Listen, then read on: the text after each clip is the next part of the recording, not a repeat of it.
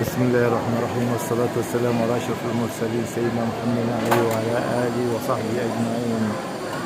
الكعبة المشرفة ما أعظمها، الكعبة المشرفة، الكسوة. بص حضرتك، الكسوة والآيات القرآنية بمنتهى الجمال.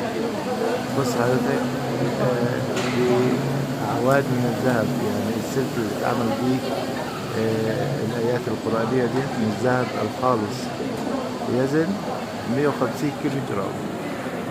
باب الكعبة المشرفة من الذهب الخالص 380 كيلو جرام. الكعبة المشرفة 4000 سنة، مؤسسها سيدنا إبراهيم عليه السلام ونبينا عليه الصلاة والسلام. اللهم صل وسلم وبارك على سيدنا محمد وعلى آل سيدنا محمد كما صليت على سيدنا إبراهيم وعلى آل سيدنا إبراهيم.